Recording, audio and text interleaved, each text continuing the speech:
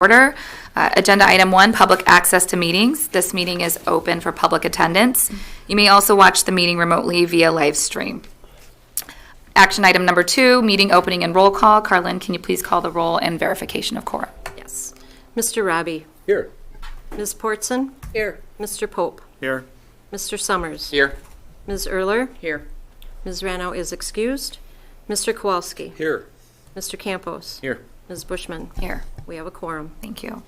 Item 3, Pledge of Allegiance. Let's please stand for the pledge. Pledge allegiance to the flag of the United States of America and to the republic for which it stands, one nation, under God, indivisible, with liberty and justice for all. Okay, item number 4, public comments. Members of the public may provide comment pertaining to specific items on the agenda in person or via email. Carlin, did we?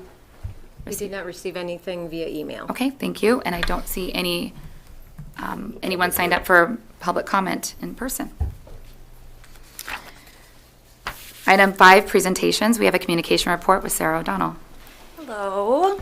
The communications dashboard was included in your packet. No big surprises there. We're beginning to ramp back up for one of my favorite seasons, which is back to school. Not my children's favorite, but definitely mine.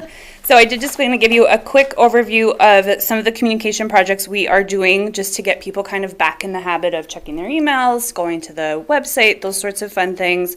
So the Education Connection did go out last week. So that's kind of our community and family e-newsletter that's sent from a district level. We usually do that about quarterly, and then we do our back to school edition. So we really try to make that a one-stop shop for folks who are looking for kind of all that information to get them back out to their schools that really have the most information, but at least get them started with some of those key links. So that has gone out. We've done the same thing in July, late July, mid to late July, I guess. We started putting back together our back to school resource page on the website. So again, that's a district level resource that links back out to all the great information at our schools. So where are your school supply lists, how much might food be this year, depending on kind of just your own family situation there, how you find your bus routes, student fee information, all that good stuff. So if folks have not received that and feel like they should have received that, please let me know. And we can make sure that our communication channels are set up. We want to make sure that, new emails are there, new phone numbers are there. We're all set there. Other than that, we're just really excited and gearing up to tell those stories as we get ready to go back to school. Questions or feedback for Sarah? I'm seeing people out in the community in stores shopping for school supplies. Yeah. Yeah, I don't think it's ever really a surprise to anyone, but I like, School's starting soon. yeah. I didn't know if you knew that. Okay. Oh my goodness. Yeah. Sometimes those buses go, Yeah. right? And then I'm like, shoot, I feel like my kids are supposed to be somewhere today. Sarah, you do such a good job creating that comprehensive one-stop shop. A lot of feedback from parents. Very appreciative Good. of you Good. gathering all of that for us to make it easy. Thank you. Thank you. Thank you. Thanks, Sarah. Thanks, Sarah. All right, 5B, Superintendent's Report with Corey. Sure. So just a few updates. Our new staff have their onboarding starting this week, so we're excited to be hosting our new staff. We've got special ed in service that starts on Wednesday, and then Thursday, Friday, and then Monday and Tuesday of next week, the remainder of our new staff will be here receiving professional development. Board members are invited to attend SPASH on Monday morning at 8 o'clock. We'll have a light breakfast, and then I'll introduce board members that are able to be there to our new staff. So it's in the LMC at SPASH. Beginning of the year in-service days for the remaining staff, as well as new teachers, will be August 25th, 28, 29, 30, and 31. And then August 31st, we have an orientation day for those grade levels that are entering a new building for the very first time. That will include kindergarten, 7th, and 10th grade students. And then all students then return on the Tuesday after Labor Day, which is September 5th. So we're gearing up. Things are starting really in full speed this week. So we're excited to have the start of the year shortly in our future. Portage County Business Council Partners in Education event is tomorrow night. It starts at 5 o'clock. It's at Anderson O'Brien Law Firm. So if you signed up through Carlin, just a reminder, that is taking place tomorrow. Are spouses able to come? Yes, but we'd have to get them registered. Can we do that, Carlin? I can reach out. Well, I'm just asking because if they are or not. Okay. The district has a membership through Portage County, but we can definitely reach out. If your spouse is interested, just let us know and we'll see what we can do. I think you have the ability to bring a guest, just by Okay. letting them know. It's Yeah. at their building, right? It's at the law firm, Anderson O'Brien Law Yeah. Firm. Yep. Yeah. Spash Athletic Hall of Fame induction for the class of 2023 is September 23rd at the Century World Atrium again. If you are interested in attending that, please let Carlin know as soon as possible, and she'll reserve a table for board members, similar to what we did last year. We are going to bring back the Mandana Bliss Award starting in September, so we're excited about that. Information will be sent out to buildings and departments shortly, and we'll get those students and staff back at board meetings in September. And then we have a legislative update. Dr. Owens is going to provide just a short update on the repeal of Act 141 and those penalties associated with that. He has been monitoring this very, very closely and has been in contact with our legislators. So with that, I'm going to turn it over to Dr. Owens. Good evening, everybody. Nice to see you all. Enjoyed the free spritz today and free car wash for everyone. It was quite nice, and I enjoyed that. This year's biennial budget, we saw a lot of activity contained within it, a lot of programs, etc. Among them was not the item pertaining to the penalty on school districts, low spending, principally low spending districts. Certainly those who were at or below the low revenue ceiling were subject to a penalty if they failed an operational referendum. So it was kind of a double penalty. I mean, penalty enough that it failed, but then in addition to that, there was a penalty that for 3 years following that, you were stuck at that revenue limit ceiling rate unless you subsequently pass a referendum within that time period, of course. I spoke to Senator Teston during the budget building process, and he told me there was not an appetite to include that with all of the other things that was going on, but told me that he would introduce legislation to have that repealed as soon as the budget was done in the fall. And to his credit, he did exactly that. He has circulated and is going to be introducing the repeal of that. It's Act 121. He is looking for bipartisan co-authorship of that. I talked to Representative Shanklin, and I'm sure it wasn't because I asked her, but she agreed, and she's going to co-sponsor that along with it. So she and others were getting good bipartisan support. So there seems to be a very strong indication that will happen. So we'll see as this goes along, but if that makes it through and they approve that and the governor signs it, then they will repeal that penalty, and the bill would eliminate the associated penalty with failing a referendum for those low-spending school districts. So that's the status, and that's kind of where we're at. Thank you. You're welcome. And then lastly, I know that G and Ted had just went to a WASB conference, and I think they would like to provide just a couple updates from the conference. Thank you, G. Thank you, Corey. Yes, it was a two-day event at Green Bay. It was a Friday and Saturday event starting at like 9 in the morning for both days. We alternated between the different courses so that G and I covered everything that was available that was presented to us by WASB. Just reading the names of it, the keynote speaker was understanding brain development and relational health for the beginning presentation with child's development, and it was just great. The rest of the morning went on. I went in to see youth mental health, post-pandemic focus on anxiety and depression. And all of these things were an hour long and just filled with all kinds of information. The next one I went to was best practices in communicating in times of crisis, which I will share with Sarah. After lunch, the power of proactive and preventive emotional well-being and skill development. And then lastly, cybersecurity on Friday for me. On Saturday, Budgeting 101, where's Mike? Which was a lot like what Mike had said, but some more too. But it's something that all of us can use. There was an onboarding for new school board members presentation, which I did share with Corey, which has some really good information about new people. Miguel, myself, Alex coming on and helping us to get up to speed. And then lastly, a legislative update. The summary of the meetings are available on WASB, and each of us, because of our membership in the school board, can look at it, and I encourage you to. The information was so in-depth and so much to share that I won't do it here, but if we want to talk privately, it was well worth the time and the cost and the energy to go there, and if you get an opportunity, please do. The main point of the conference was safety of students, both health, both mentally and physically.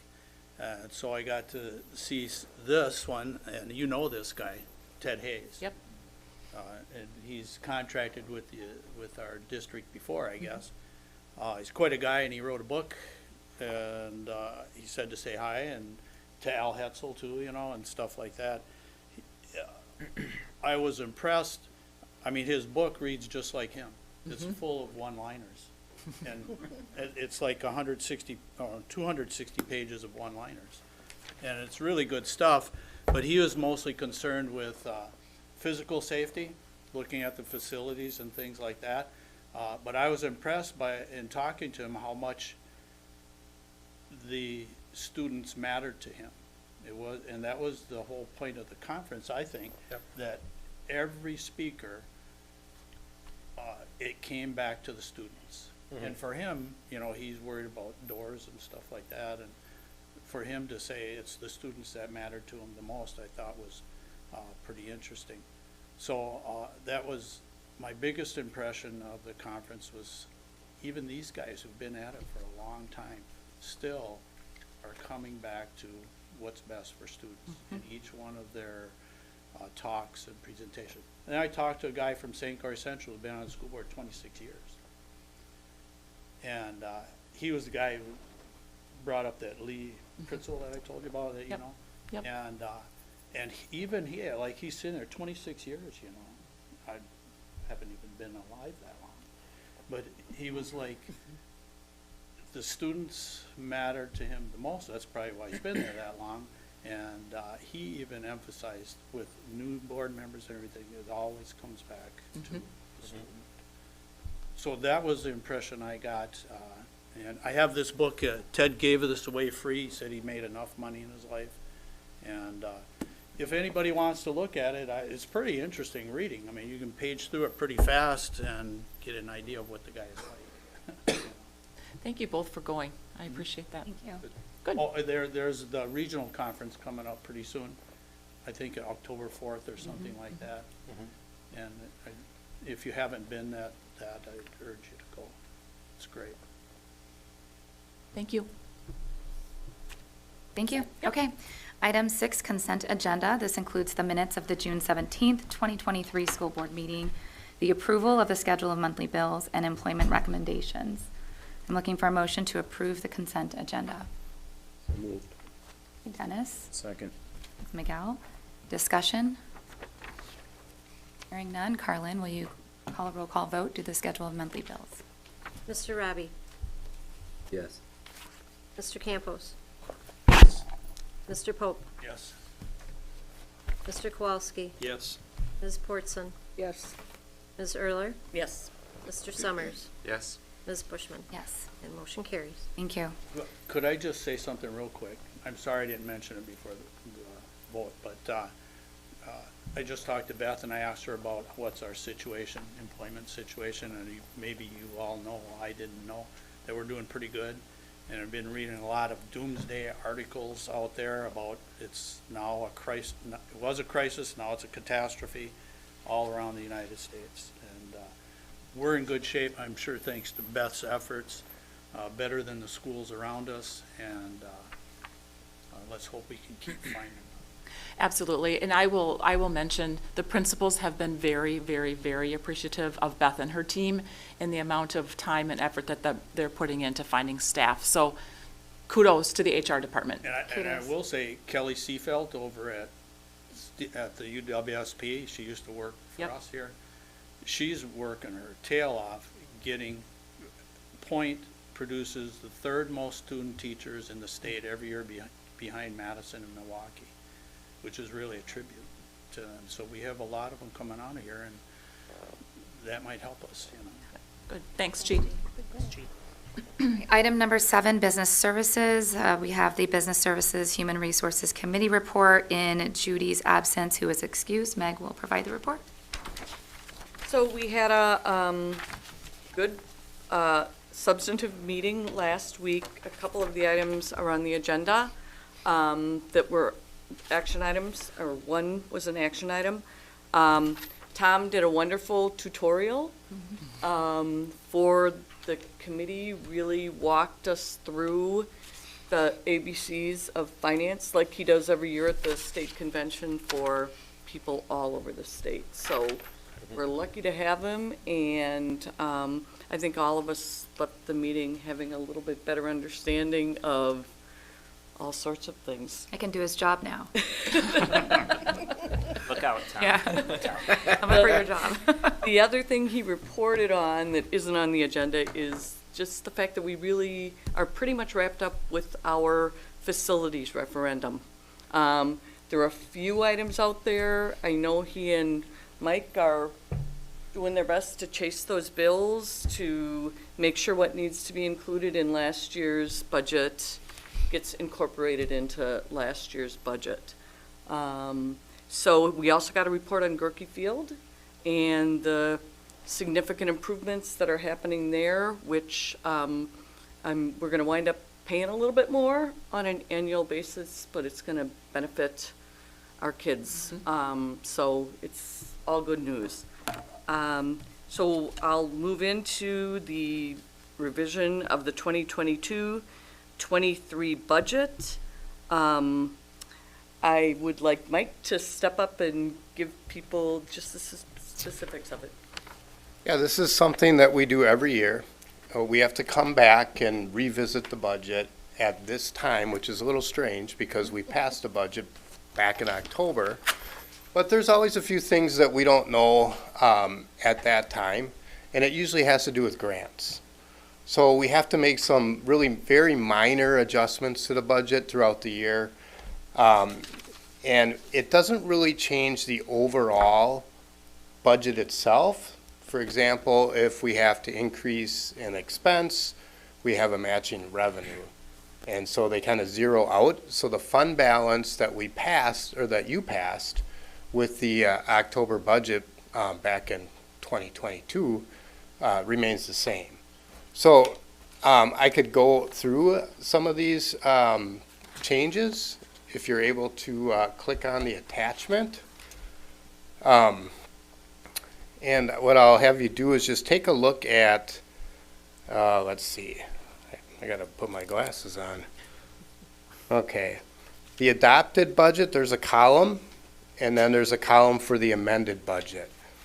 So if you look at the ending fund balance, which is just 1, 2, 3 rows down for both the adopted budget and the amended budget, they're exactly the same. So we're really not changing anything, but we did get some things. For example, we got some ESSER money toward a Boys and Girls Club after-school program that benefits our students, and that we didn't know about at the time. But then that came in as additional revenue with the matching expense. So it just kind of zeroes out. Are there any specific questions or any questions? No? Okay. So I noted at the meeting that that the particular grant was unique in that it required the district to be the fiduciary agent for the grant, although the district was not allowed to provide the services. Those services needed to be provided third party. It was a specific homework program that was, I believe it was a 15-month program, was it? I can't quite remember, but we also have I don't know the received a link. summer school program as well. So those dollars became available. I think they were leftover COVID funds that we were able to access again through that. And we worked collaboratively with the Boys and Girls Club on the creation of that grant, and we'll continue to work with them until it's ending. And it's real common to have just small adjustments in grants too, because we don't really know how much we're gonna spend in a year. So a lot of the other changes were real small. The Boys and Girls Club one was a bit largest. Is there, if I remember right, is there something we do this fall to tie up the budget totally? Like, is there some time in the fall where we Yeah, so in finalize the October last- again, we'll present the final budget for for the fiscal year 24. Yeah. Geez, I had to think about that. I will move to approve the revised 2022-23 budget as presented. So moved. Okay, so Meg second. moved and a second. Okay, all in favor? Aye. Opposed? Okay, thank you, Meg. Moving to item 9 at Educational Services, we have the Educational Services Committee report by G. Yeah, I wasn't Or here, is Dennis so doing it it? would move to whoever took it Dennis. over. It was Dennis. Yeah, it's pretty straightforward. First of all, we missed G terribly, but we suffered through it. We had two action items. One was the student academic standards, and if we could have a review of that, if you wouldn't mind. Sure. Yep, I can provide a review. The student academic standards, this is fairly operating procedure for all school boards in the state of Wisconsin and districts across the state to approve the academic standards for the upcoming school year in the first meeting following the July meeting. So here we are in August. This typically comes through at this moment every year. One thing that I would like to point out just in terms of approval this year of the academic standards that is a little bit of a shift. Updates to the ELA, or English Language Arts Standards, occurred in 2020. And those standards, or those updated standards, will now be reflected for the first time in the forward exam that our students will take in 2024. So there are some noteworthy changes in the updates to those standards. We've been unpacking some of those updates to those standards for the last several years in an effort to prepare students to be successful on the exam that they'll take with those aligned standards for the first time in 2024. So it's exciting, an exciting shift, particularly to that set of standards. I know that academic standards is not necessarily the kind of thing that most folks want to spend their free time reading, but if you do elect to select one of the set of standards to kind of dive a little more deeply into, ELA might be a good starting point, because that's a significant shift for us this year. But at this point, we would really be looking for just approval of the academic standards for the 23-24 academic year. And just to recap a little bit, our standards would be almost identical to the 99.9% of the standards in the state of Wisconsin. That's pretty consistent. Correct. The other option that exists, of course, if we don't adopt this particular set of academic standards, would be for districts to develop their own, which is an incredibly time-consuming process. There are districts that do it. I'm not aware of any in the state of Wisconsin, but in other states, there are districts that certainly elect to do that. At this point, we are not positioned to do that at this time, but it certainly is an option. I'd be looking for a motion to approve the academic standards for the 2023-24 school year as presented. So moved. Very good. All right, Miguel, second? I'll second, with the question of this information then is available for parents. It's available on our website, so it's under the Educational Services tab, and all of that information has been updated, as well as a live link to the DPI website for any parents or families that might have an interest in exploring the standards more deeply than what we have available on the printout that we have available on our website. Excellent. Yeah. So motion by Miguel, second by Meg, all in favor? Aye. Opposed? And the second activity was the secondary schedule changes for the 24-25 school year. I hate to pre-sell it, but it was an excellent presentation. We're hoping tonight will be equally Riveting, yeah. riveting. Equally riveting. Great. No Thank pressure. you, Dennis. And I'm gonna, no pressure, guys. I'm going to pass this off to Jeff. And it won't be a whole lot of me. It's going to be more the people that I have with me. And we did want to run through the presentation just to give all board members an opportunity to ask any questions. I'm going to kind of start with the memo while Chris is getting the presentation booted up. You know, I shared it at Ed Services. I'm really excited to be standing in front of you guys.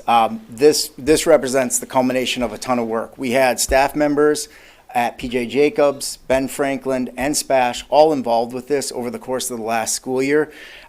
We met monthly, and I feel like bringing this forward really, you know, gives them that opportunity to know that the hard work that they did was being valued. The other thing I think is really important is none of the people that are going to be up here with me are standing up and saying, we've got everything figured out and this is a perfect solution. If you look at any school district out there that's done this work, they're on iteration 4 or iteration 5. And you know that because if you go to any school district across the nation, we have different schedules everywhere. So there isn't a perfect solution. What we're really asking the board to do is give us an opportunity, because we've looked at our data and our data says our students have a need, and this is our research-based best option to start investigating that. I fully expect to be coming back to you with an update on the great work they're doing, but also saying, here's some adjustments we want to make based on looking at our data. So over the course of the last year, we really started by analyzing our student data. So we dove into our data from Wisconsin Forward, ACT, FastBridge, and we really looked at where we're seeing some gaps in our student learning. And one of the things that came out of that in discussions with building principals and in discussions with staff was our schedule doesn't give us the flexibility that we need to meet the needs of our students. And it doesn't give our staff a ton of flexibility to be able to collaborate across the boards, especially at the junior high level. Our presentation is split for a reason. SPASH has already started this. So we were able to bring together people like Jen Melville and allow them to kind of talk us through at the junior high level what they've done at SPASH. What we really came out to when we looked at that, and then we started digging into the research. So we looked at the research and we really said there were 3 big things that were kind of our non-negotiables as we moved forward. One of them is we wanted to make sure that we could provide time for interventions during the school day for our students. I refer to this as education lottery right now. You are in a structured study center and you see the kid walking up to you and you cross your fingers like I did and go, please don't be algebra, please don't be algebra, because I'm a science teacher. And then you hoped you could get that kid to the teacher who had them. And it doesn't work all the time. If it was lucky, we could make it work. This schedule, what we looked at, we wanted to provide that time for all students. Number 2, we really wanted to look at providing and lengthening our class time so our students had more face-to-face contact with our teachers.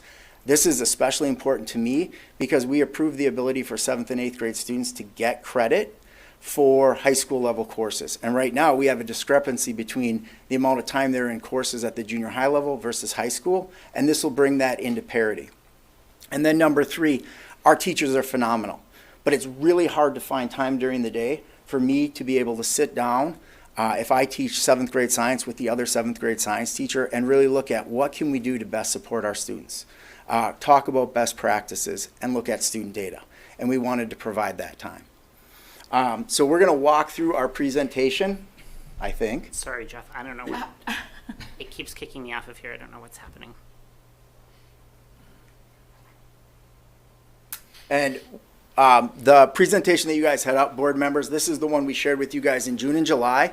I want to thank all of you that reached out with questions. It was great to be able to sit down and talk through with you and share information. This group has worked really hard, and we've had long meetings. So I really appreciate those of you that reached out with questions. Now I can use it. It should work. And it doesn't. Or I can do that. Or not. Just kidding. There it goes. Okay. All right. And this slide, I kind of already painted for you the picture of what we're trying to solve at the junior high level. I think the one thing I really want to stress here, and I want to compliment this team on, was we stayed focused on students. We walked in there and we said we're going to stay focused on addressing student needs and really working on a schedule for that. And we stayed focused on that student data. throughout our conversation. I think another thing that's really important to realize is when we come back and provide updates, knowing this is iterative, what are we going to look at? So we will continue to, number one, talk to our teachers.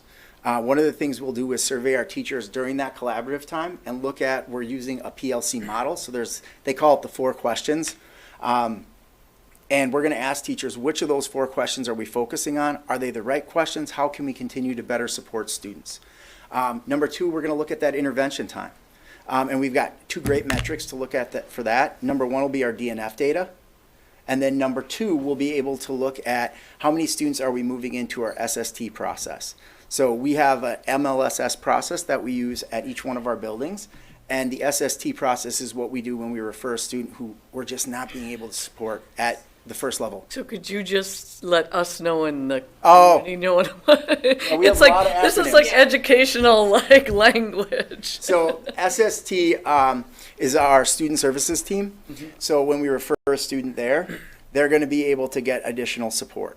Our MLSS process is our multi-level systems of support. So we have behavior and academics, and we're really looking here at supporting both sides of that. So that's it. Thank you, Meg. We get used to our acronyms all the time. But that's really where we're going to be focused in on and collecting that data. And as always, Chris and I have already started doing this dive. We'll look at our state level assessments, Wisconsin Forward, ACT, pre-ACT data, in addition to our FastBridge data. Now, I've got 3 people who are going to be presenting with me. I'm going to be turning it over in a minute to Mr. Bergner. He is principal at Ben Franklin Junior High School.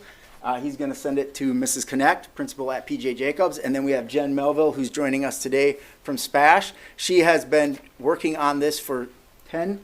Long time. Years. So I'm going to have them speak to each one of those. So I will turn it over to Joel. I don't know, if that does not work, Joel, then you can just tell me when you need me to. Sure, we're going to spend a lot of time on the next slide, so. Next. Yeah. This is the one that, well, not that one. This one. This is the one that really shows what is it that we're proposing right now. So I wanted to take a minute to walk you through, because Jeff already laid the groundwork for why we set out to even look at our schedule. Why are we evaluating it? Why are we thinking about making a change? And our data points to us as needing something a little bit different.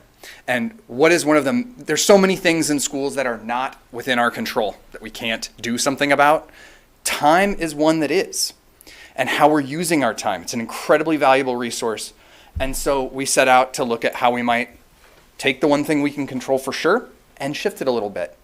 And what I hope everyone sees on this is that there are 2 things in particular that we shifted in terms of time. One is the total number of minutes in our regular class periods.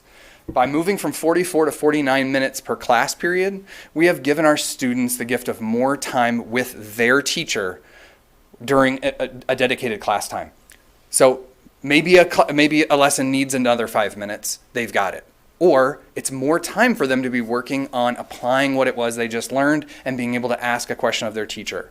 5 minutes a day adds up just in a single week, let alone over the course of a whole school year. So that time is incredibly valuable. The other piece is that flex time that you see at the end of the day. 41 minutes of flex time. So what is that? What does that look like? Well, at first, to our kids, it's going to look like a study hall. That's what they're going to think about. I got a study hall at the end of the day. But for us, it's so much more than that. And that is, like Jeff was saying, we've been living in this world of the lottery of, do I happen to have an available math teacher when I have study center? For some kids, the answer is yes, and it's their teacher. That's awesome. For other kids, it's no. It's no one. And that's not equity. So how is it that we're providing putting the student in front of the teacher they need when they need it on any given day? And by setting aside this time each and every day of the week, we are able to do some real serious work. And some of the ways that we're able to do that include, so I said, it'll look to a kid at first like a normal study center. There's 30 kids in a classroom, but here's where the first twist is. There's 2 adults, 2 staff members in the classroom. They're not used to seeing that. And that opens us up to being able to have, during a day of the week, one of those teachers break away and collaborate with other teachers of the same content area. And they're able to talk specifically around, what is it my kids are supposed to be learning in class right now? The second thing they get to talk about is, how are we in common going to see who's learning and who's not? And the third thing they get to do is, for those kids who are not, how are we going to support them in real time? And now that I've got this flex time that's available at the end of the day, I can respond to them this week, next week. I can start providing support right away. I know when I can find them and I know where to find them. And it allows us to be a lot more nimble, hence the term flex. I mean, maybe there's a cooler name we could come up with, but it feels good right now because it is about that flexibility that we currently do not have in our schedule, and we'll be able to respond to them. So those three tasks that our teachers are able to do in terms of collaborating, they're not able to do right now, and they'll be able to do. And the end result there is that students get the benefit. They get the response, and our teachers get the feeling that they're able to respond in a way that they don't have that right now. We're waiting around for longer time spans of getting FastBridge data and things like that. So it's a lot more timely. So like I said, with 2 staff members in the room, one gets to break away and do collaboration. That's 1 day a week. What about the other 4 days of the week? They're able to then break away and meet with a small group of students and provide those things. There's different ways. It won't necessarily look the same way all 5 days of the week. They've got the flexibility to do that. So that is just the initial sort of rollout and how we want to be able to use that. But down the road, that flex time could even be used further. How can we enrich students that are getting the things that they need? How can we provide equity in terms of clubs meeting at school so students can be involved and engaged that normally rely on our transportation and can't stay after school? Different districts that have done this and employed this have been able to do all kinds of different things, whether they start short-run mini courses for students in enrichment that we wouldn't be able to normally offer as part of our school day. Fine arts can offer, whether it's direct small group lessons and things that we're not pulling kids out of core classes to do. We're able to maintain those things that are helpful for our students in a way that doesn't interrupt some of their core classes. So in the end, in summary, it allows us to take responsibility for student learning by investing in the time to collaborate and respond. So if we want to switch to the next slide. Can I just add one thing to that, Joel? Sure. I think one of the other things that Joel mentioned I think is really important is we in education suffer from this. We want to get an A in everything. I'm going to tell you right now, in the first year we've already talked as a group, we're going to focus in on doing those interventions right and supporting our teachers to leveraging that collaboration time. Joel's painting a beautiful picture. The other thing that'll be in there is our SEL work. We do that work during our advisory time, and that's something that we don't want to lose, is that opportunity for students to draw that connection to staff members, our student services team. So that piece will be available and inside of that as well. You need SEL? Social emotional learning. It's something we currently do during a briefer advisory period time that is nestled between first and second hour. And we will have the ability to get a lot of those things done during this time as well. So it's not in substitution of that. So how did we get here through this process? Started for the junior highs, not speaking to SPASH, but for the junior highs at the end of the 21-22 school year, a proposal was brought forward that would make time that mirrored what SPASH has been able to do in having like a late start type schedule. And there's just sort of a mismatch between the needs of our students there. We don't have senior high students at the junior high. So having a large number of students without direct supervision and people being assigned to that left a lot of question marks for some folks. And so it really, we got really good feedback in terms of how we're going to have to do a different process for figuring out what's going to work for this group and meeting their needs. So we started on a reboot this last school year of that process, brought in a more representative group of voices, and having a guiding coalition from both PJs and Ben and SPASH representation to help provide us with lessons learned from their processes. And as Jeff said, we were meeting basically monthly. We had so many meetings in which we are taking this apart one bite at a time to build up and learn from the feedback we were getting from others. So We came together, we started by doing research for how other places do this. What is the time that we're going to need? And is the proposal that we're ultimately coming up with going to check those boxes of what are the big things we need to make sure we have? Because we know we can't be everything to everyone. But what are the big things that we need to be able to have, and can we do that?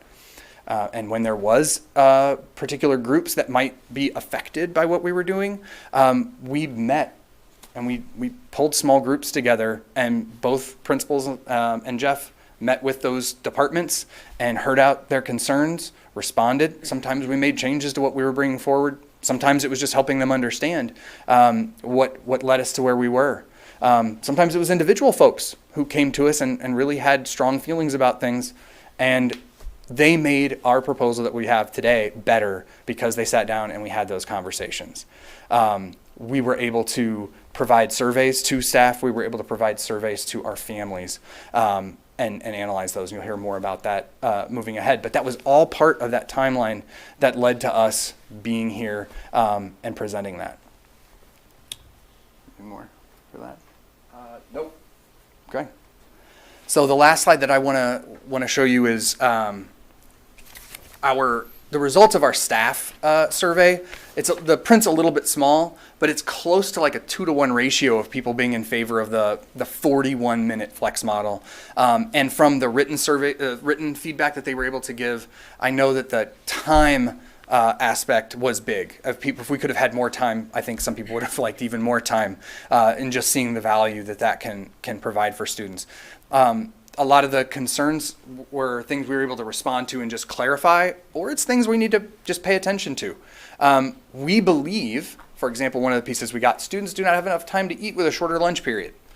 It's a couple minutes shorter at lunch, this is true. The people who have done lunch duty and supervised said, I don't know if they needed that last 2 minutes that I've had to sit and keep things under control. So they didn't think that it was going to necessarily be an issue, but that's one of those areas where we have to be responsive. That is an important part of the day, and we're not trying to cut into that. But that's just an example of an item where, it's valid. People are bringing forward those concerns, but it wasn't enough to say it's not worth the effort that we're putting in and how we're organizing our time. So those were the big pieces for what came out of the survey results that staff gave. And it was over 90% of staff that responded, so we really feel good that we got a really good representation of staff feelings on it. So I will hand off. Is this connect? You can go to the next one, Chris. Thanks. So Jeff and Joel already kind of touched a little bit on the feedback or the information that we were able to get out to parents and to students, but just to kind of recap, in that process through last school year when we were meeting with staff and having our guiding coalitions kind of provide us some feedback, we also did send information out to parents. And we did this in the month of May through 2 different means. We sent it out as a district-wide communication from Educational Services, and within that communication there was a video that had Jeff part of that, Joel, and one of our teachers who was part of that, just explaining the process to parents and kind of going over a lot of the snippets of what you're hearing tonight as well too.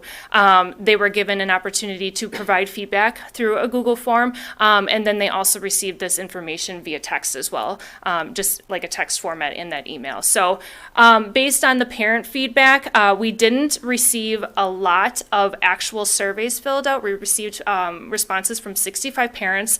However, we can tell from the email that was sent out that there was a lot more views. We had 1,500 email views and 2,800 views from the communication that went out from Educational Services. After that communication from Ed Services did go out, we did also at a building level send that out to our individual parents as well too. So again, going back to the responses from parents were about a 4% rate. However, we didn't receive a lot of feedback from parents both at the building level and at the district level regarding any concerns. So we're kind of taking that feedback as they didn't have a huge issue that they identified that they felt like they needed to bring to our attention. Based on that feedback that we did get, there was some good feedback, excitement around how having flex time at the end of the day will help support student learning. And again, I think that kind of alludes to what Joel was talking about. Having that time at the end of the day in the same day that students are receiving that instruction is going to be reinforcing for them, and I think that our families find that to be beneficial versus waiting for the next day or weeks or whatever our current response is able to be. Dedicated time to reach the classroom teachers and alignment to the length of classes at SPASH, which is really important, especially, again, like Jeff alluded to, we're opening up the options for students to start receiving credit at the 7th and 8th grade level. So we need to make sure that we're kind of providing that equity for those students. Areas that parents brought up as concerns, the effects on electives. And we did a lot of discussions within our guiding coalitions around this. One of the things that we made sure that we talked about and we were able to rectify within that group is that our requirement options at 7th and 8th grade are going to look different. So 7th, 8th grade are going to start, we would follow the state statute requirements as far as content areas and FIAD requirements. All other district level requirements that we have in place would just become optional. So then that again will open up elective options at the 7th and 8th grade level for our students. And as part of like this phased process, we would start considering other elective options that we would work with our elective areas to see if there's things that we can start doing at earlier ages. Tech ed at 7th and 8th grade levels, maybe some AG courses. So we would be able to have some of those conversations and start opening up those access for kids at an earlier age. Earlier start time, that is one of the ways that we get a little bit of time is we have a 7:40 start time that we propose with this versus a 7:45. Again, just to give us that time at the end of the day. And then the supervision and movement of students during flex time. One of the big things prior to Jeff even coming into this role as the director, the year prior, myself and another staff member from district office did a presentation to staff, and we talked about PLCs, and we talked about how we could present this as an option. And one of the big things that staff provided to us was, how are we going to supervise these kids? So as we went through this process over the last year, that was really one of the big things that we kept at the forefront of our discussions, was making sure that if we're providing this option for students, we need to make sure that they have some place to go, that they have something, whether they're working with a teacher, whether it's doing some advisory activity within the classroom, or if it's enrichment opportunity. So a lot of the feedback from staff really helped us drive to the why we're here now and why we've put this proposal specifically together. Go ahead to the next one, Chris. If you can. Okay, student information. So Joel and I did provide information to our 7th grade students because this is going to be the cohort of kids that are going to be impacted by this. Between our two buildings, we have 502 kids, so we both gave this information out to all students through a presentation in our advisory lessons. Our advisory teachers were talking through that and answering questions with them over a couple of day period, and then they were given the survey, and it was right around the same time that our parents received the information too. So we strategically gave information to parents, and then we talked to the students a couple of days afterwards. And then through that feedback that we got from students, we did get some positive feedback. A lot of it, excitement around having the flex time at the end of the day, again, to help support their learning. Our kids are really wanting to be successful in school, and I think that really kind of shown through our survey results, is that they're invested in this and they want to be able to access their teachers on a more consistent basis. Dedicated time to reach their teachers, providing an opportunity for clubs and activities to meet during the day, and longer class periods. Areas of concern, again, electives came up, but we'll continue to keep having those conversations around that and the earlier start time. Okay, now I'll turn it over to Jen.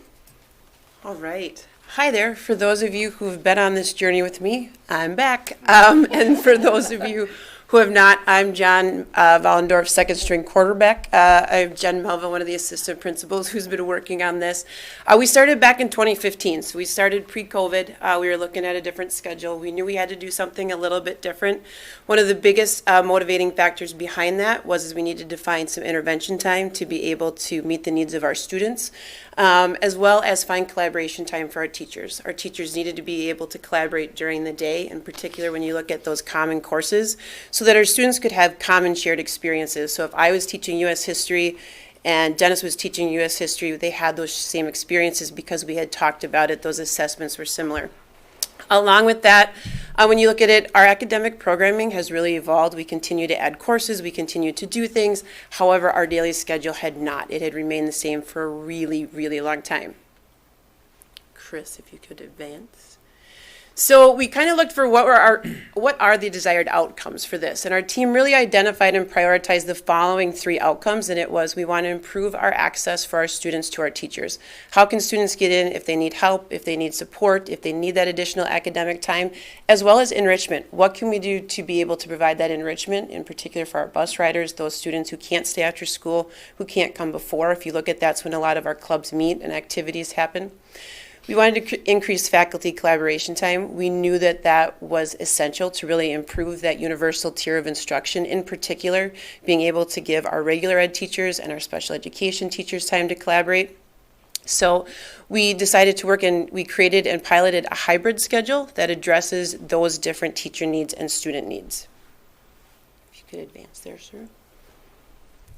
So some of the work that we did, we implemented a Wednesday schedule back in 2019, 2020, and that allowed for our teachers to meet at the beginning of the day. It was a late start to the beginning of our day, so our teachers across the building have time to meet, and they meet in different PLCs, sometimes as an entire department, sometimes in their grade level bands, sometimes in different course content areas, sometimes with special ed teachers.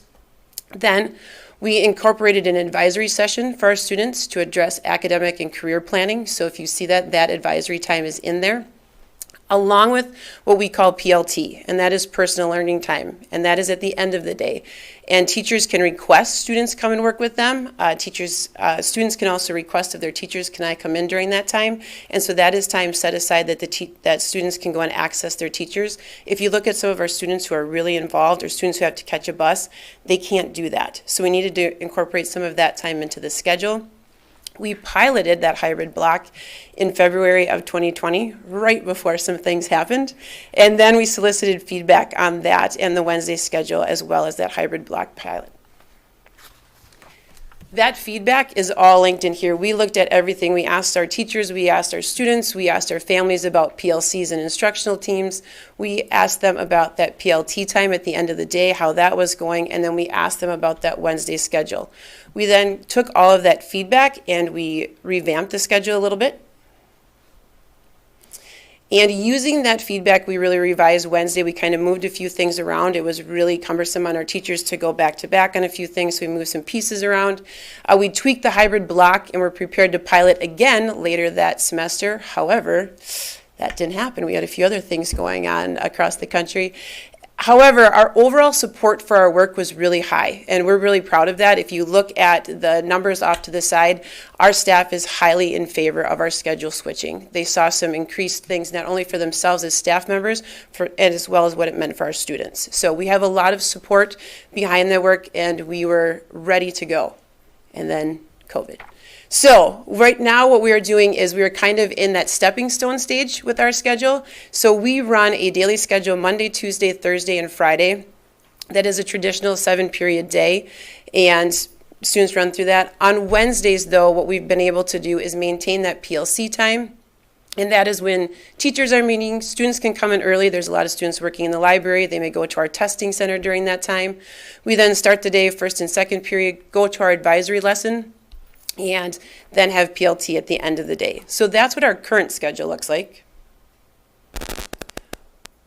What we're looking to do right now and moving forward along with the junior highs is really work in collaboration with them, and we plan to kind of restart our committee and continue to look at that schedule as the tweaks that need to be made. We want to pilot that hybrid schedule again once each of the semesters this upcoming school year. We want to provide teacher support in PD for block instruction, because if you look at those block days, that's going to require some PD. We're going to longer periods of time, and being able to plan and be able to kind of adjust what the students' needs are going to be during that time. You can't just shove 2 lessons into that, but being really diligent about how teachers use that time. And then our hope is to implement a new schedule in 2024, 2025 with the feedback from the pilots.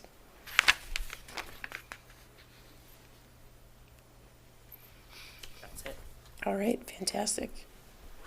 Any questions? That's exhausting. So I want to say thank you for the presentation, and there were several parents that reached out to me and spoke with Jeff, and just to recap I just see so much benefit with this. We increase instructional minutes, and we continue to hear feedback of parents and teachers wanting that. We're providing real-time intentional intervention, and that's going to benefit our students, that real-time piece that you talked about, Jenny. And what I think about as a parent that I am very supportive of with this proposal is it's at the end of the day. So you have student athletes. If you need to make appointments at the end of the day, parents now know that their students not missing instructional time from a class, outside of the flex time because of that. So, and then the teacher collaboration piece, and we continue to hear that. Teachers want that. So thank you for all of the work that you've done. Also, thank you for persistence. I think this has been a long time coming, and I know how hard it is to put something like this together. It looks good on paper, but once you start putting it out there, then you find the bugaboos and you have to work through them. And you guys have done an excellent job, and I think this will be great for our scholars across the board. So thank you.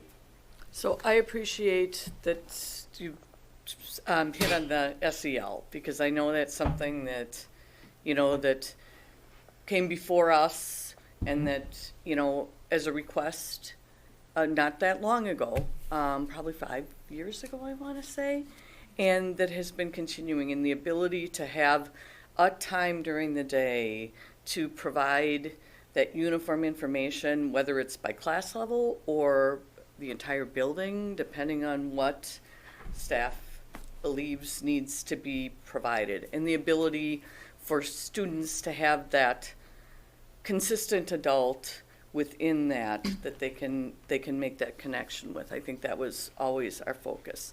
I also really appreciate that that we're not starting this year because it's going to take it's taken a lot of work up to now. I think it's going to take even more work over the course of this next year to really begin to flesh out, both for staff and for students and for parents, the real importance of this.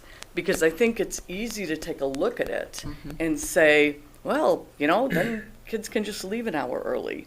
Or what's going to be happening during that time, it's not class, so it's not important. But I think what I'm hearing is with the academic data and concerns that we're seeing, this could become one of the most important times of the day to be able to reinforce the learning that's happened, or to support questions that kids are running up against as they're heading home. And also, again, just that increased opportunity for maybe some additional elective choices that are of interest to kids, and that ability to maybe add in some of that club stuff at the end of the day. Because, especially the junior high, I truly believe it is so important for kids to feel like it's their building, and that there's something there that that keeps them there and connects them. And so I see so much potential, and I'm glad you've given yourselves a year to work through a lot of that. I know what we've done with summer school. When we reach out to staff and ask them, is there something you're interested in teaching? Is there something you think would trigger some kids that are in your class, that maybe need that connection?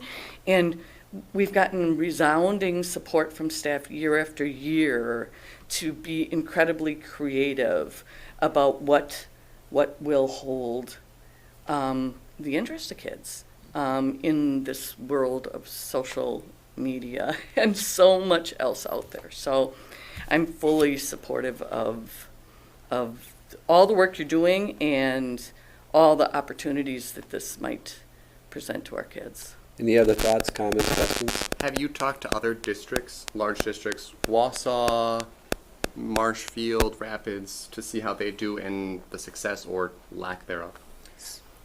Go ahead. So we spent a lot of time, part of the reason why it's taken us as long as it did is we actually went out to other districts. So we spent days in, we spent a day in Pulaski, because they've got kind of a different version of that.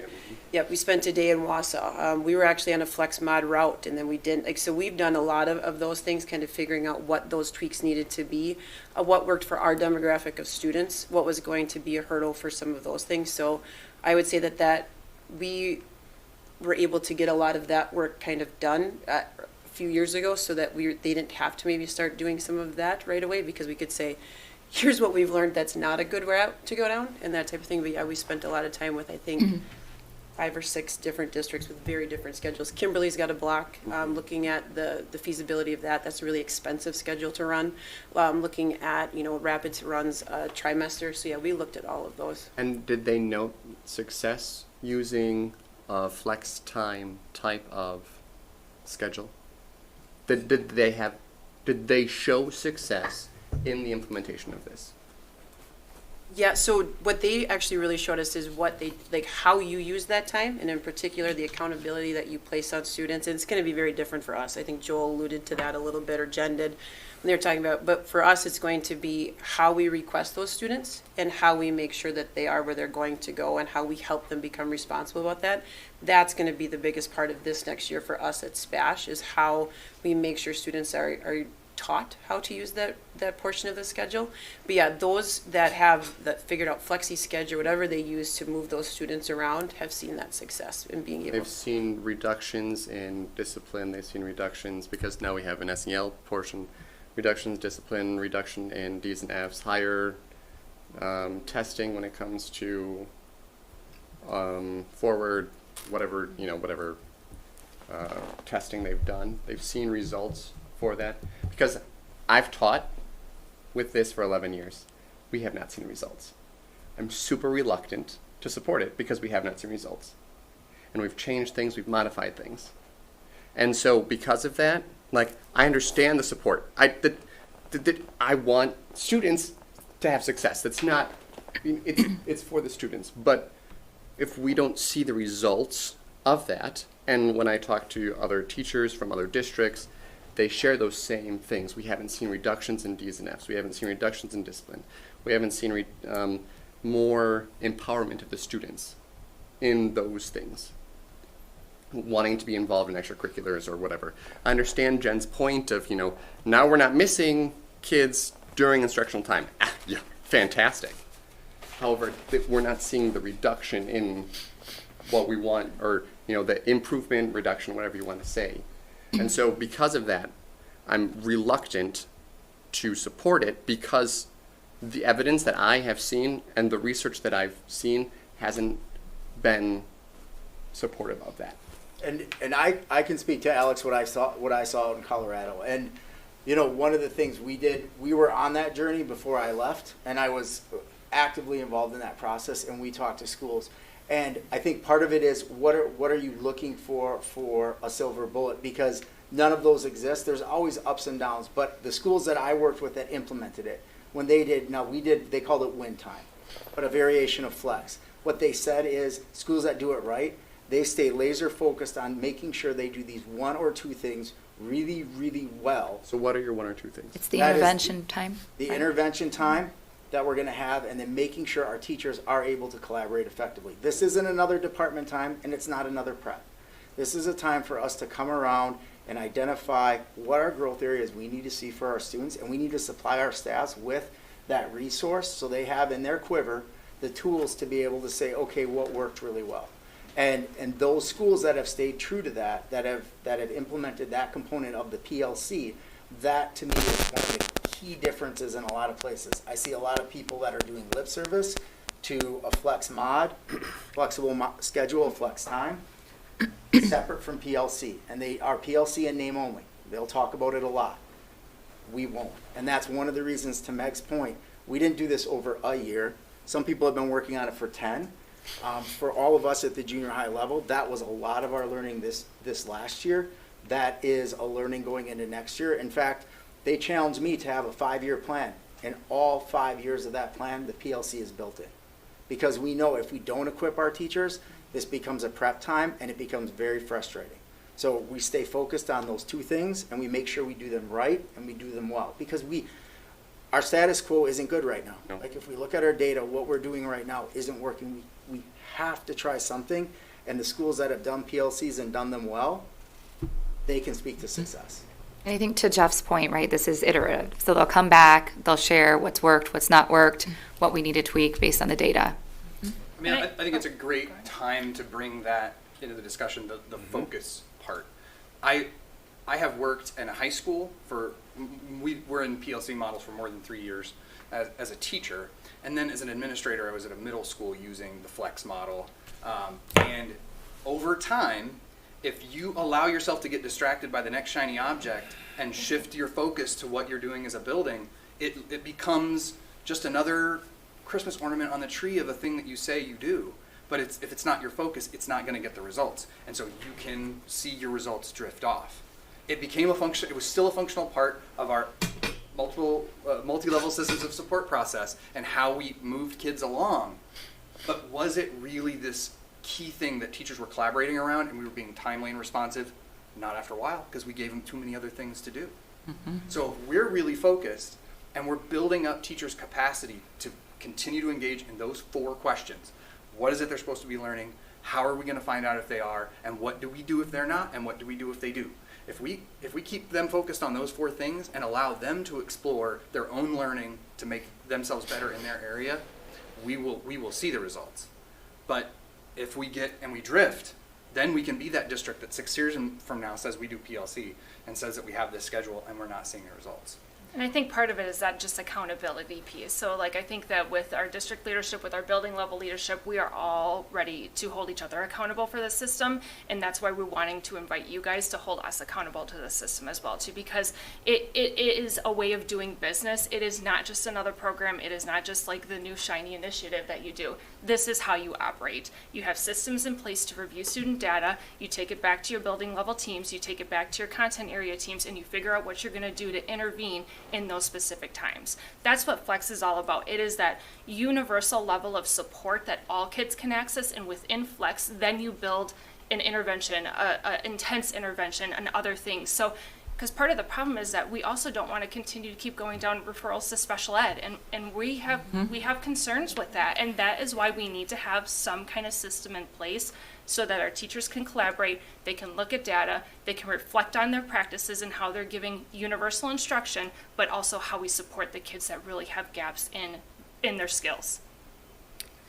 Coming from a district who's implemented the system well, so previous to this, I was in Kimberly, and I would tell you they had a late start and an early release, and it because of how they've utilized that. I mean, that schedule's been in place for 20, 25 years over that, and if you look at their achievement, if you look at their data, it's because their teachers are focused on exactly those things, and they're having those conversations around those things.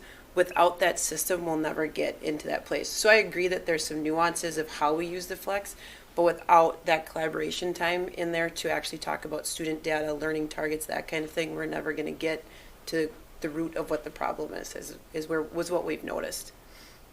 And so we'll definitely take some data on those other things and different things. And again, part of that is we just got an AP back from WASA where we can say, hey, how do we reschedule? How do we do these things? So those are definitely parts of the investigative process this next year, and we'll be sure to report back on those. And G, you had something to say? Yeah, post, if we can call it post-COVID, on the other end of the crisis, we obviously have to do something because our kids are not where they should be. And we did the academic interventionist in the elementary schools, and this, I think, is kind of an answer to what do we do? We, as Jeff said, we have to do something. We can't do the status quo because our kids are behind. I mentioned to Jeff the other day, and he filled me in on this. I did have one concern, and I mentioned to him, in the past, we've done something similar. We didn't call it this, where we had a structured study hall. And it was in the middle part of the day, I think. But without continued support of you, which you already know, and teachers, things can morph into something that they weren't intended to be, because it's easy. And it was easy just to turn it into a study hall when it was supposed to be structured, where we were helping students. And you always get the thing, well, a student would say, I don't have anything to do today because I'm all done, and obviously they're not. So I'm sure you're all aware of that, and I'm sure teachers will be aware of that we don't want that to happen. And the flex time, I have a concern with it at the end of the day, because my concern is it could turn into, well, mom and dad come and get me. At this time, it's just flex time. I don't need to be there because I'm all done, But Jeff has assured me that you're going to take attendance. And if you're not showing up for flex time, we're going to talk to counselors. Parents are going to be notified, and that you're supposed to be there. And the idea of, well, I don't have anything to do, we can't let that deter us, and I'm sure you know that. And we want to make sure that all our teachers we want it to work, and if we allow it to degenerate from whatever reasons, we can't allow that to happen. And being at the end of the day, that's what I said, it's a temptation to say, well, I can go home early. I think we don't help want- craft the narrative around that, and Yeah. I think we make sure that we've got the talking points, but I also think that's where the marketing piece around that comes, where we say this is what this is for, and this is how, and then when I as a teacher need your child, I say, hey, this is a great time for them to use flex, and we give our teachers those talking points, and we also give our students those guidelines, and we have to be very deliberate about teaching them how to use flex. And also teachers of the subject that say, well, Johnny's not doing well in social studies, we have flex time, make sure he's using that and talk to the parents and everything. But flex time teachers should have the option to also say, Johnny's not showing up, and I'm gonna need to turn this in, and they have the full authority and responsibility of a teacher of a regular class and not a study hall. Because I want to throw the word study hall out of there. It's not a study hall. I've got stuff to do, and don't sit there and say you don't, because I know you do. And that's been the biggest thing that I've observed in the past, that it degenerated into that. So the hard work, it's tremendous hard work, but it still needs to keep happening to make sure we don't go there. Thank you. Thanks, G.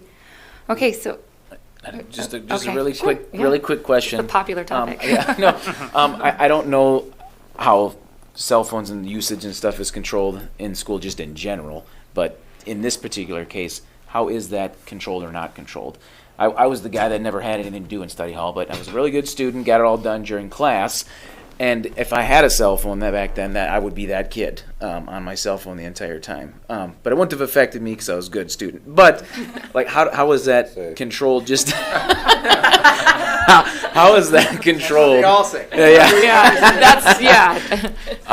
How is that controlled just in a situation like this? So you don't have to go through the whole how it's controlled throughout the whole building, but for something like this. Yeah, at the junior high level, our policy is that phones are to be put away, so they shouldn't be accessing them throughout the school day in general. So that policy would continue into flex time as well.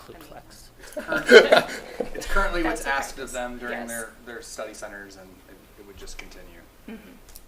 So mine's a little different.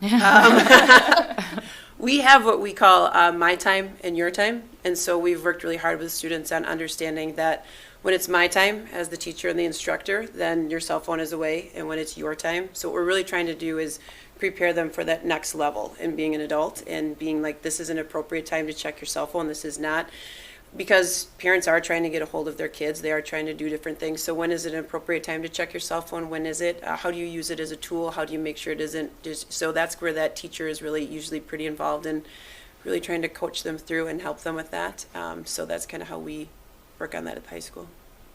Thanks.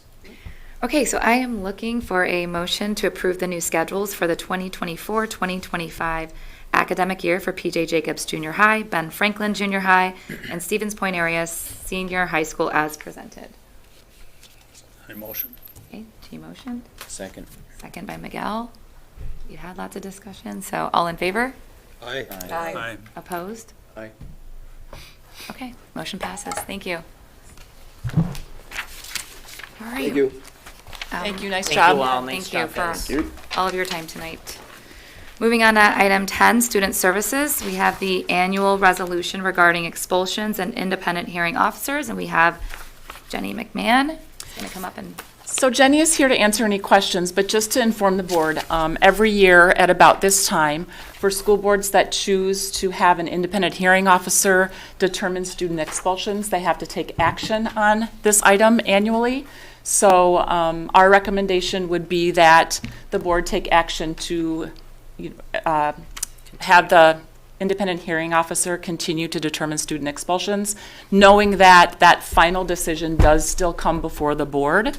But again, Jenny McMahon is here to answer any questions, should you have any.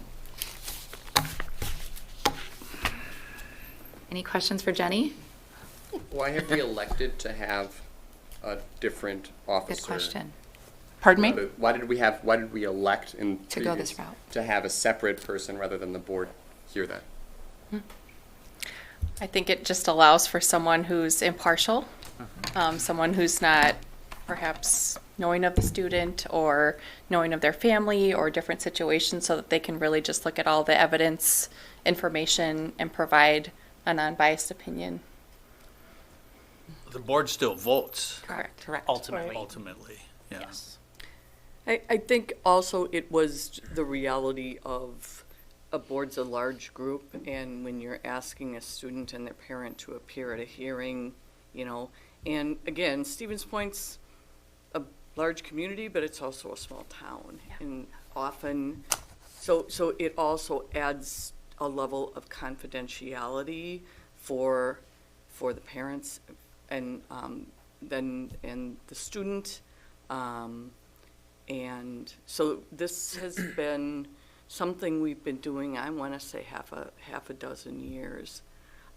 I just was a little concerned as approve the use of an independent hearing officer to determine.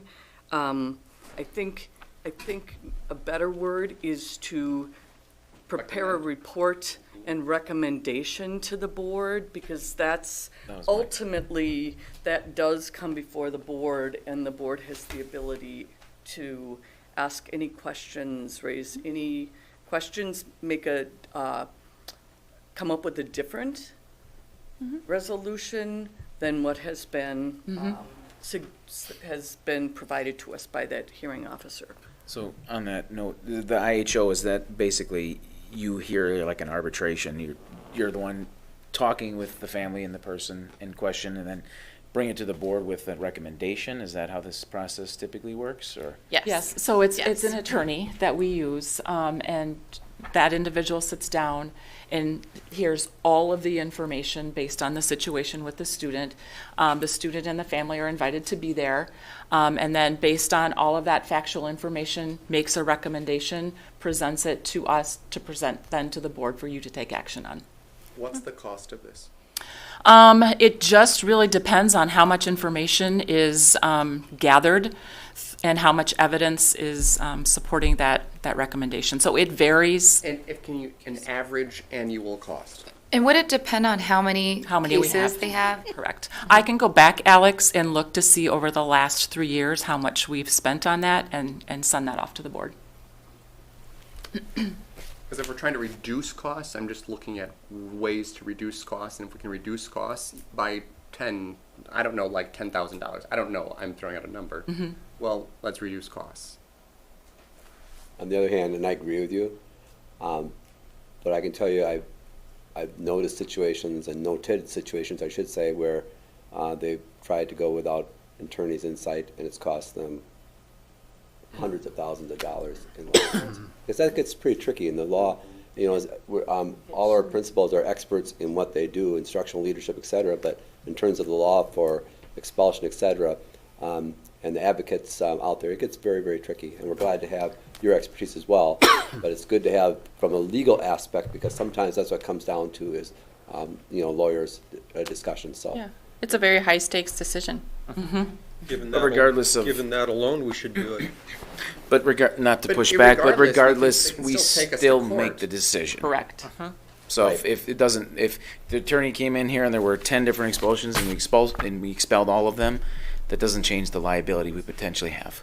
regardless of the They're opinion. If you make a forth their mistake, though, if recommendations, we make a yeah. mistake, the board made a mistake because not having legal advice, we would be in a much more liable position than if we were at legal least counsel. followed the correct Based on procedures, et legal cetera. advice. So, the other thing is, the other way to look at it, we don't always have to go to our paid attorney. We also have services that we can access at a lower level until it gets to that point. And I'm sure many times our superintendent or our directors have asked for some just general discussion to see where we're at before we go to, paying a lawyer. Absolutely. Option as well. And another thing to mention is we don't always resort to an expulsion. That is the absolute last resort. We try to put other measures in place to help the student be successful rather than going to an expulsion. So that is the extreme situation. We have very few Very of those. few. Yeah. Would you like to amend the recommended action, Meg? Oh, I would like to approve our district utilizing an independent hearing officer to conduct our student expulsion cases and make recommendation to the board. Right, so motion made by Meg. Second? Like the second. Second by Ted. Sorry, he beat you by a millisecond. All right, any discussion with that motion?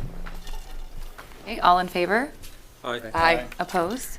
Okay, thanks, Jenny. Thank you. Thank you, Jenny. Thanks, Jenny. All right, let's move on to item 12, policy and legislation. This is in relation to revisions to policy 155 and 155.1. So I'm going to hand it over to Corey. Sure. So Chris and I worked to revise policy 151 and supporting bylaw 155.1 with input from board members, and then also including the discussion that took place at the June board meeting to include a more robust and well-defined process.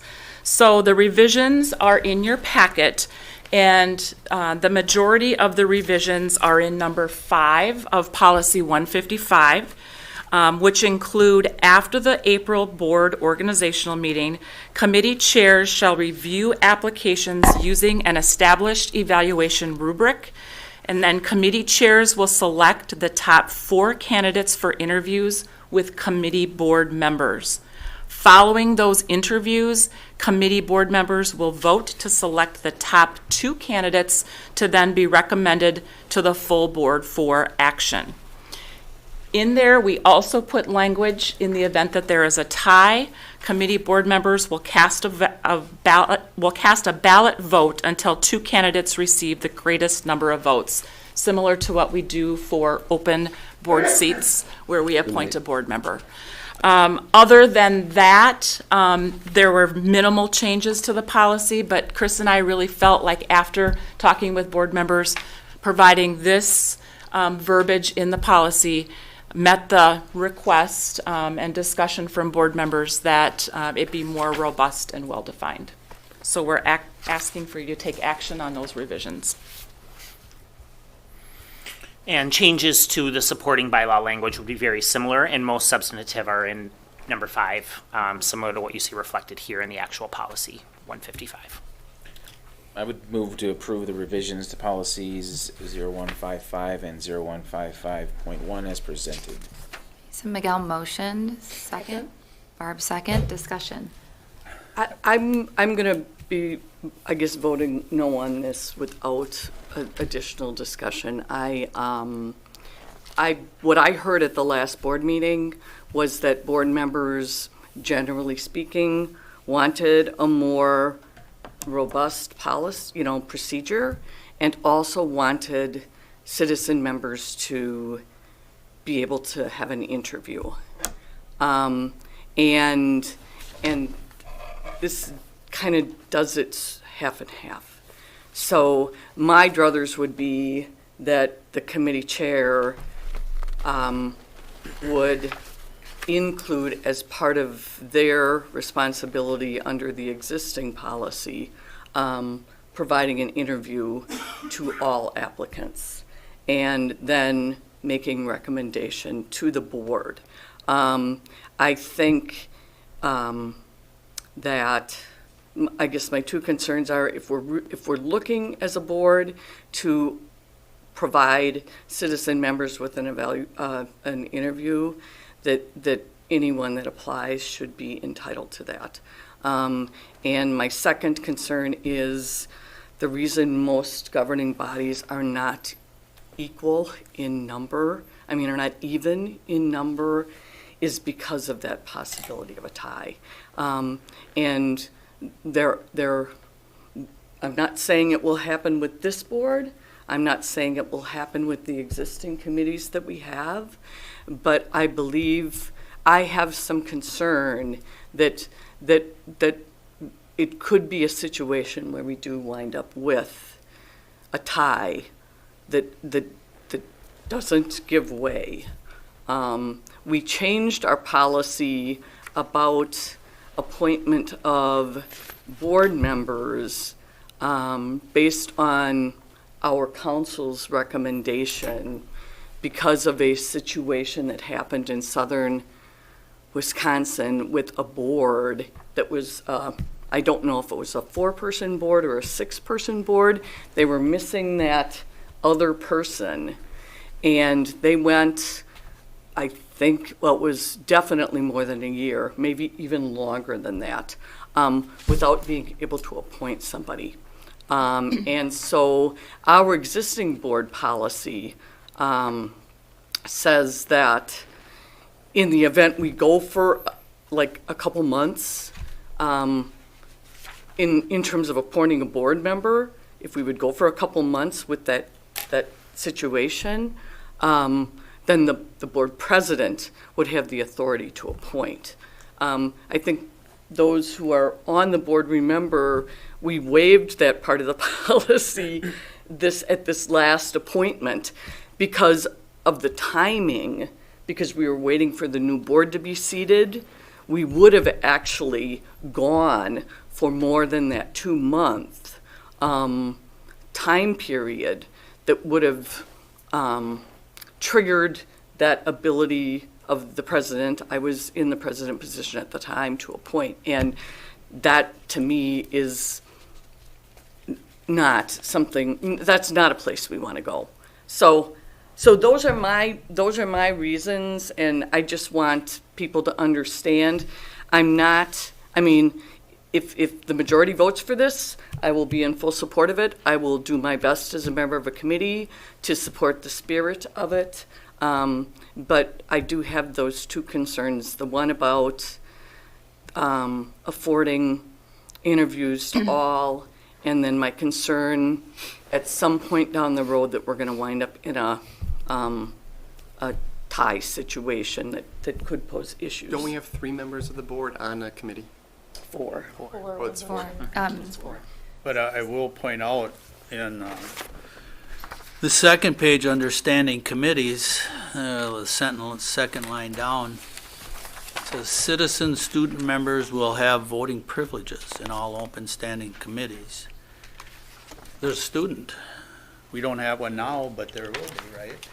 Well, I'll tell you what, G, we do have a student that will sit on our board starting in October at full board meetings, but it has been really, really difficult to get students to be on our committees just because of their busy schedules. So we'll do what we can to get a student here, but we've not had luck. And this says they're a voting member. But So this that's is- Of the 5 committee. of the committee. But this policy specifically says just the 4 board members of that committee. Right, and I think in Well, response to. It doesn't say that, though. It does. It does. It does. And I think in response to what Meg said, if I just kind of remind everyone, and I appreciate all the input that you solicited, Corey, we did want to provide the committee chairs autonomy still. So this process does allow the autonomy of the collective autonomy of the 2 board chairs. And then it adds more rigor to the process. That is something that we had discussed. And it does provide an opportunity for us to interview at minimum, a subset of the applicants. So I think if we talk about everything that we were looking for in the last time we had this discussion, this meets a majority of what we were looking to achieve. Yes, Dennis? First of all, I do appreciate your response and your thoughtful presentation and your point of view. If I had my druthers, honestly, I would prefer that everybody have an interview. However, at the last board meeting where we discussed this, we did ask our superintendent, actually, offered to go back and look at this, develop a policy. We've had lots of opportunities for input. It is very definitely a compromise, and that sometimes that's what we do. We compromise in order to find common ground. So even though it's not my ideal, and it may not be your ideal, but it is something that I can support so we can move forward. And the only other thing I'd like to say is that I think if we all went, most of us, if we went back and we did things differently with this, I think we would. And the fact that we're here now and able to talk about it in a rational, positive, respectful manner, I'm very, very pleased to see that. But I don't think it was a perfect process, and sometimes government and school boards, it's an uglier process. But I think the bottom line is I think we do have a proposal which is a compromise, which I think most of us can move forward with it. Having said that, I respect the reason why you are not, may not be supportive of it. Thank you. I know we have a first and a second, but I did want to mention one thing I forgot to ask also. I would ask that the board also take action to approve proceeding with the current slate of applicants to be considered for the appointment rather than reopening up the entire process. So I just wanted to make that clear. So there are two Motions on that, yeah. I had a concern, first of all, about the student voting. It does say, following interviews, committee board members will vote to select the top 2 candidates. The student's a member of the standing committee, right? Yeah, but they're And not. they have not a voting board member. privileges. But there is a student that will be a board member. No, not on committees. Committee board members will vote. Yeah. It specifically indicates that the 4 committee All right. I see what you're- board members will be. Okay. I see what you're talking about, G. So that's a student representative. Yeah, they're just a rep Yeah. versus They're a not just a member. rep, they have voting power. It's, in the next page, it says they have voting power. On the On the committee, committee. if they are assigned, yes, but when it comes to the actual voting Selection. of interviews, that's only board members. Okay, then my next concern is the word interview. That bothers me because I think, to me, that means give and take. I ask questions, or whoever, if I'm interviewing with somebody, they ask questions, I answer, they ask questions based on my answers and things like that. That's not what we've had. We've had a series of questions that they answer, and then they sit down, and then we vote without discussion. That's what the format has been since I've been on the board. That's not an interview. So, I mean, if you want to say interview, to me, that means, all right, we're going to sit down and we're going to talk. And, but obviously that has legal implications, because they have to be fair to everybody. So if you're going to say candidates for interviews with committee board members, they're going to answer questions. Correct. Correct. And they're answering all the same questions. Correct. That's not an interview. That is a representation of yourself in front of a group of people who then do not discuss it. They just vote. So, I mean, I'm in favor, it's a compromise. I could live with a compromise. You got to give to get and so forth. And I was the most vociferous opponent of what happened last time. Great word. And I'm willing, I want to compromise to get on with, I don't want to say more important, but more pressing needs of this committee, of this board this year. That word bothers me. It really does. I want to know, because, and I'll tell you why.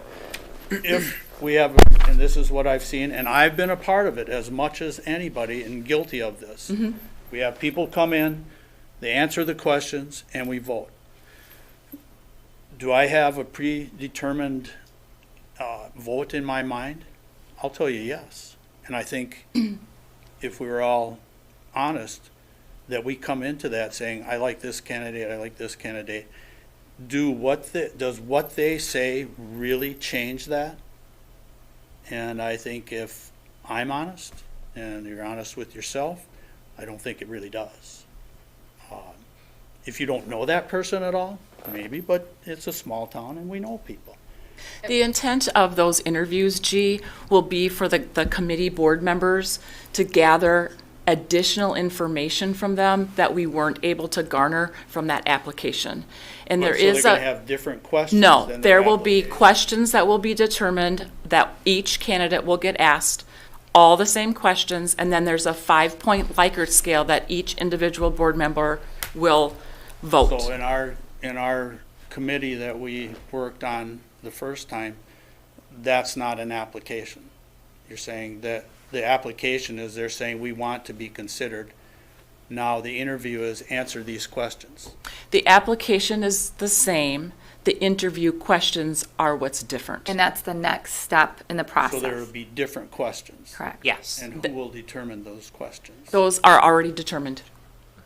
And those were the ones that I shared with you when we met. And is that something that board members can have input on? Because Absolutely. I have not seen them.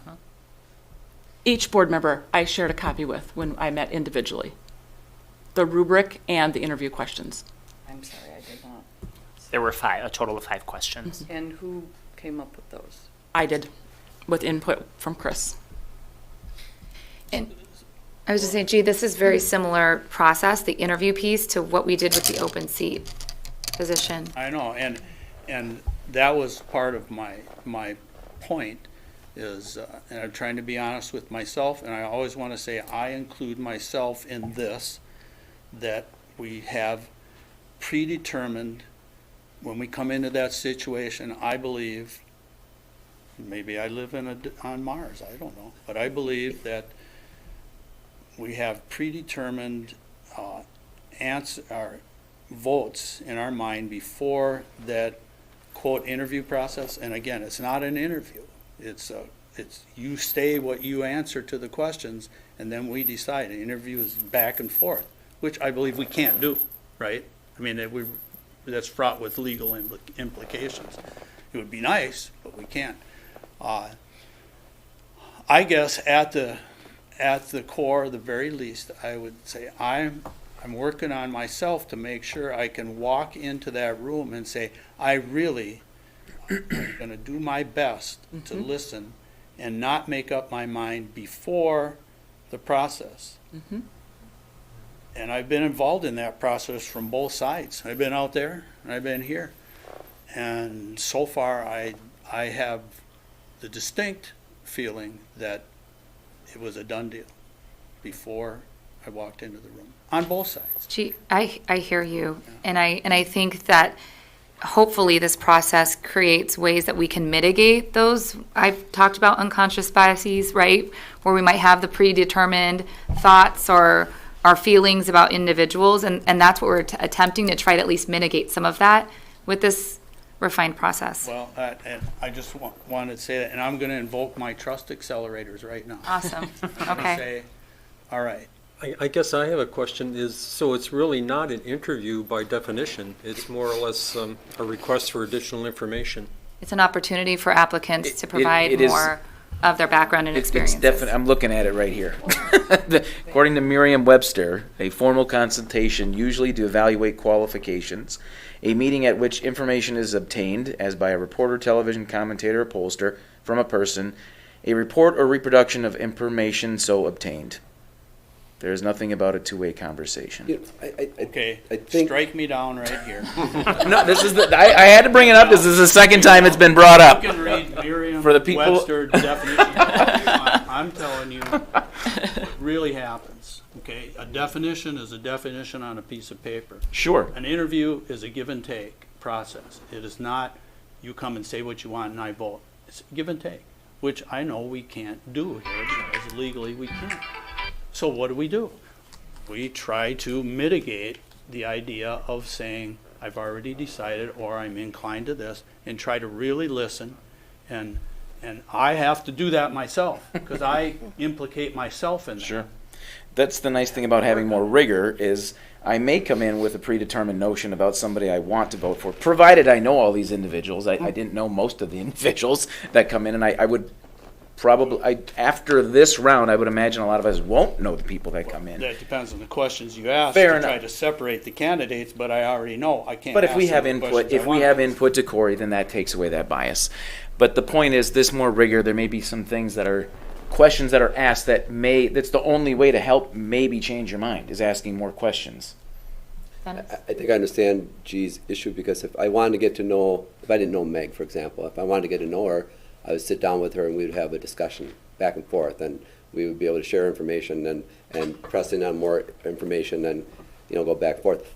But you also hit on the head earlier when you said what's legal, because I've probably been involved in more interviews than most people around this table, and I can tell you that it's always a slate. Yeah. They ask me those questions, and that is, I respond to those, and it's not like I'm saying, hey, by the way, what's your favorite, I don't know, whatever.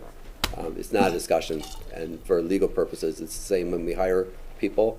We have to be very consistent, and when we're doing this, I think we probably have to be consistent as well. And then there's the additional layer that I think all of us, and I think for me, I know even when I started at the board, there's just the reality that we are in open public session. Mhm.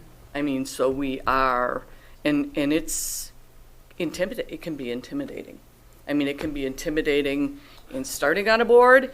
It can be intimidating in applying for a board or a committee. And my hope is that we'll make sure that people in the community who have applied and are applying more, which is wonderful, will continue to be comfortable with putting applications in and indicating their interest in helping all of us in supporting our students and our staff and our schools. Thinking about candidate comfort, will they be doing this during a regular school board meeting, so they'll be interviewed on camera? It would have to be an open meeting. It would be an open meeting. But if it's not if it's during one of the individual, committees, ed service, business services, those aren't televised. That's correct. So it would be open meeting, but it wouldn't be televised. Yeah. So if it's any, if it Potentially, is, yeah. if there's sewage, Potentially, any fears, it wouldn't Right. be televised. Right. Yeah, and that's where I go back to, like, I'm really working hard on this myself, and I think we all have to, is when we ask them to come in and, I'm not gonna use the word interview, I'm gonna say answer questions. There you go. Q&A, Yes, Q&A. we like that. When we ask them to do that, they really have to feel they have a chance. Because if they don't, then we're just, Exactly. we are Right. really, Going through I the don't know what the Right. word is, we're barking up the wrong tree, and we're not doing ourselves justice or them justice. And that's what I mean when I say, I think in every time I've been involved, I think the outcome's been predetermined by the individuals who voted a certain way, and we can't do that. That's just anathema. Anathema to the process. It's fantastic. And that's why that interview word, that bothers me. And I think we should come up with a different word. And I don't want to be a stick in the mud, but Would it be a forum? a forum. Well, It really is an interview. Yeah, I mean, from an we're HR, asking as an Yeah. HR leader, and I do conduct interviews all the time too, we have Q&As. And it is the same set standard of questions, and we give, It's a small I, though. So make sure it's a small I in there. Yes. Lowercase I. okay, Let it be noted. so there's a motion on the table and a second. Any I'll- other discussion? We had the discussion? I did support if there's anybody else. Okay, all in favor? Aye. Opposed? No. Okay, motion carries.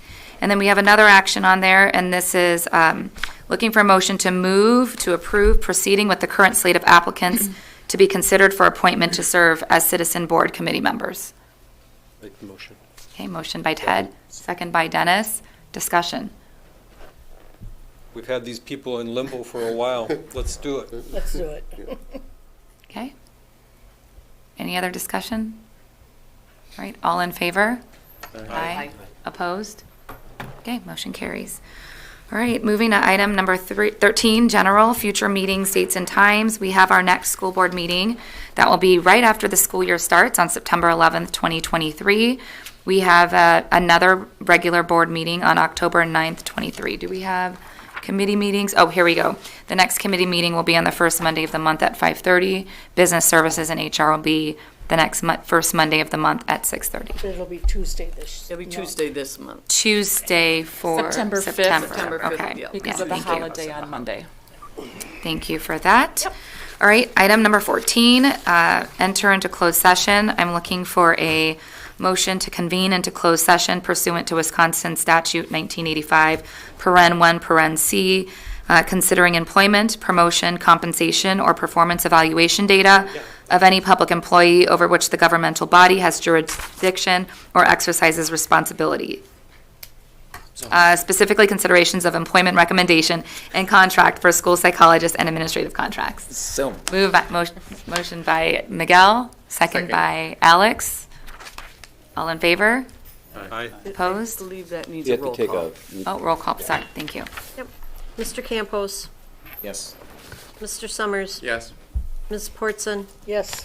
Ms. Erler, Yes. Mr. Pope, Yes. Mr. Robbie, Yes. Mr. Kowalski, Yes. Ms. Fishman, Yes, and motion carries. thank you. So come back at, Yep, let's do 25 after. yeah, Sound good? yes.